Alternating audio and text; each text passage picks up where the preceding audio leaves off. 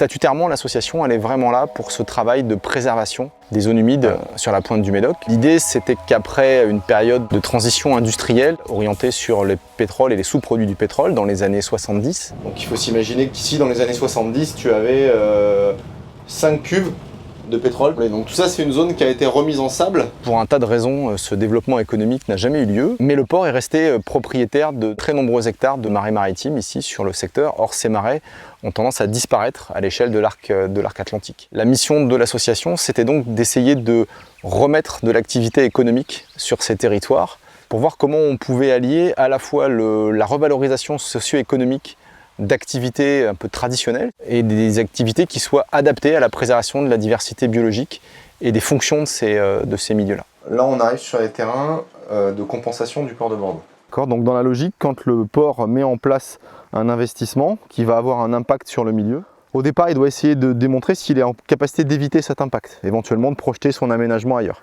Une fois qu'il a fait ça, il va essayer de réduire les impacts. Donc ça a été le cas, ils ont mis en place des actions d'évitement, on peut mettre en place des cahiers des charges pour les entreprises qui vont intervenir, etc. Et puisqu'on n'aura pas réussi à éviter ou à réduire, il faudra le compenser. Et donc voilà les fameux merlons de sable qui ont été créés. Donc tu vois, ça c'est un début de loge, mais qui est voué à l'échec. L'oiseau n'a pas été plus loin. Donc l'objectif en fait c'est de faire ça.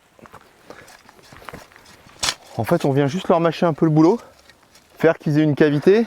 On vient vérifier que le sable dans le fond de cette cavité, il est suffisamment compact pour qu'éventuellement ce soit un peu attractif. Et après on fait du suivi, donc on dispose des pièges photos, voir un petit peu comment ça fonctionne pour essayer d'en apprendre un peu plus sur leurs habitudes. Là encore c'est pareil, les gars qui sont en activité de chasse, ils regardent, ils nous donnent des informations, ils se prennent un peu aussi au jeu. Donc là on est vraiment dans l'accompagnement de la mesure de compensation. L'objectif étant que ces buttes elles deviennent vraiment fonctionnelles pour les animaux, pour les oiseaux. L'idée en fait ça a été sur cette zone de maintenir des milieux sablonneux ouverts, la création des merlons de sable. Donc plutôt que de travailler avec des gros outils, pelles mécaniques comme ça avait été fait au démarrage, ça avait donné des résultats assez faibles pour la nidification des guêpiers d'Europe. On vient faire des choses comme ça très simples à la main. Donc on a fait ça avec la maison familiale et rurale de Saint-Isan. Ça a donné donc pour l'instant de très bons résultats, donc on continue de suivre tout ça. Et puis donc de loin en loin, au-delà des merlons qui sont installés, le port a également recréé des mares pour donc compenser les impacts qu'ils ont eu un peu plus avant vers la zone du terminal portuaire. Et les guêpiers ils s'éclatent là-bas. Donc ça c'est une des grandes réussites de ces secteurs de compensation, c'est que dès leur création ces mares elles ont été directement très attractives. Et donc aujourd'hui on suit leur évolution, l'entretien des abords pour que ça reste dans une zone un peu de déséquilibre comme ça, que ça ne rentre pas en zone forestière et qu'elle ne se comble pas tout de suite. Et après on suit les populations d'amphibiens qu'on a ici. Et l'objectif donc c'est de maintenir ces populations là sur ces espaces là.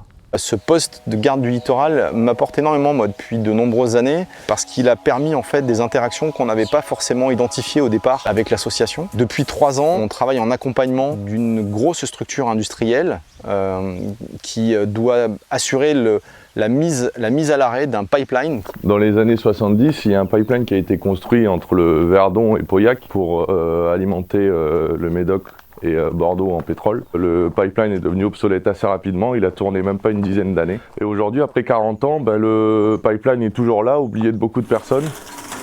Donc ça, c'est ce qui s'appelle les chapeaux, en fait, et ça représente le passage du pipeline.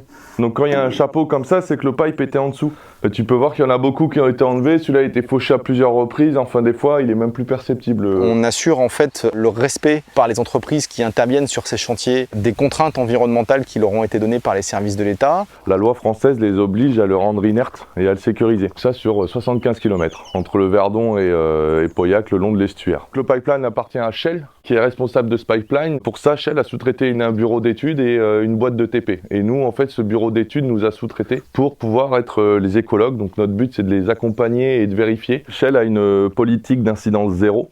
Donc ils veulent vraiment qu'il n'y ait aucun incident, que ce soit un incident humain, un incident aussi environnemental. Donc ils sont très à l'écoute de ce qu'on peut leur dire. Et on est même agréablement surpris qu'ils prennent vraiment au pied de la lettre toutes les recommandations. Donc là, on arrive sur une zone qu'on appelle un bouchon hydraulique. Pour créer une discontinuité hydraulique, qui crée des bouchons de béton tous les kilomètres. Sinon, le pipeline, il peut se transformer en drain, en fait, avec les fuites qu'il peut y avoir à l'intérieur. Là, les travaux sont tout frais, là. Le pipeline est juste en dessous, là. Du coup, la grosse problématique ici, comme on peut le voir, c'est que c'est une forêt de baccaris. Vu que c'est une espèce invasive, ils n'ont pas le droit de déplacer les baccaris de l'extérieur de la zone. Donc, on leur avait recommandé soit de les mettre en tas ou en andin, soit de les broyer sur place pour éviter et limiter au maximum tout risque de contamination. Tout a l'air bien ici, ils ont retranché, ils ont bien remis à plat, le chemin est en bon état. Il y a des constats d'huissiers qui vont passer, je pense qu'ici il n'y aura pas de problème. Donc on fait un ensemble de photos pour pouvoir faire un rapport que j'envoie à l'Adréal et au service de l'État. Et l'année prochaine, après une année, comme on ira voir sur un autre lieu, j'irai voir la reprise végétale et voir s'il n'y a aucune perturbation biologique avec l'implant d'une espèce invasive, qui peuvent s'implanter sur cette terre qui a été retournée et mise à nu. Là, on a un magnifique herbier à salicorne qui doit faire plus d'une centaine de mètres carrés.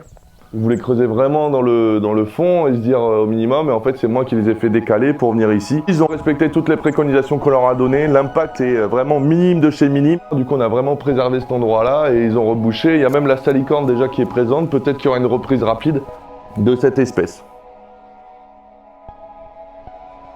Et c'est pour nous une énorme fenêtre d'opportunité pour sensibiliser aussi les équipes qui travaillent, les entreprises qui travaillent sur ces sujets, aux enjeux qui sont les nôtres.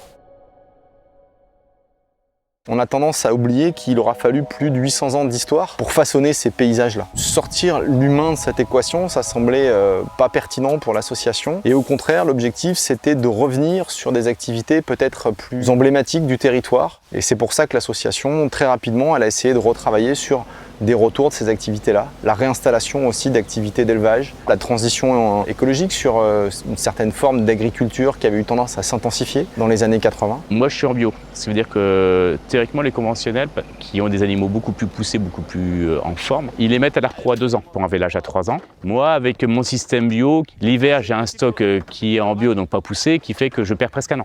Donc j'ai des vélages à 3 ans et demi, 4 ans. Nous, sur les terrains du port, on n'avait pas envie d'une gestion en réserve. Du coup, pour ce faire, on voulait qu'il y ait des acteurs sur le territoire. On a recherché un agriculteur et l'agriculteur qu'on a trouvé, il n'est pas de Gironde, il vient de Charente. Donc c'est Stéphane Monceau qui vient mettre ses vaches ici. Il est en agriculture biologique. Tout ce qui convient à nous avec notre charte pour la conservation de tous ces espaces. Et en même temps, on crée une activité socio-économique avec de la viande bovine dans un cadre naturel. Et surtout, on a un agriculteur qui nous aide à gérer, à aménager les chemins, les clôtures, tout ce qui est important en fait pour que ce lieu soit continué à entretenu. Ah ouais, elles vont revenir. Tu crois que les oiseaux ils décollent parce qu'elles bougent? Je pense, ouais. Je pense qu'elles vont revenir.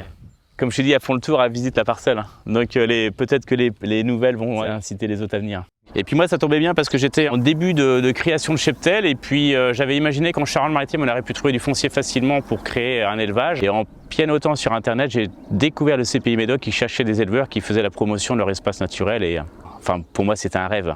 Et le challenge était de reclôturer, de mettre des animaux, de nettoyer tout ça et entre parenthèses, retrouver du foncier, quoi. À portée de vue, on voyait pas à 20 mètres, quoi. C'était roncier sur roncier et à chaque fois que je défaisais un roncier, à l'intérieur, il y avait un cadavre de cheval, des anciens locataires qui géraient absolument pas leurs animaux morts et c'était vraiment une catastrophe, quoi. Il a fallu créer, mais je vous assure, des kilomètres et des kilomètres de barbelés, hein. Déjà, voilà, partant de rien, je suis modelé à votre idée et j'oserais même dire que certaines idées que vous pratiquez étaient vraiment dans mes idées, quoi. Donc tout était fait pour qu'on aille ensemble, quoi. Avec le CPI, ça marche super bien. J'essaie d'être le plus carré possible en faisant des clôtures fonctionnel et qui reste au moins pour ma carrière, quoi. Voilà, c'est pas simple, mais le challenge est grand et absolument génial. On est là pour transmettre un certain nombre de choses. L'intérêt, c'est quand effectivement on voit des comportements changer. Ça a été le cas pour nous avec des éleveurs ou des agriculteurs qui travaillent sur les espaces. C'est très vrai avec une bonne partie des chasseurs qui intègrent des choses qui leur semblaient peut-être au départ peut-être pas forcément utiles, voire même carrément futiles, et qui aujourd'hui le font beaucoup plus spontanément. Ça reste difficile à évaluer pour le grand public que l'on reçoit sur les territoires, mais on travaille aujourd'hui à essayer de mettre en place des outils d'évaluation de nos pratiques pour voir effectivement ce qui reste une fois qu'on a travaillé avec ces groupes.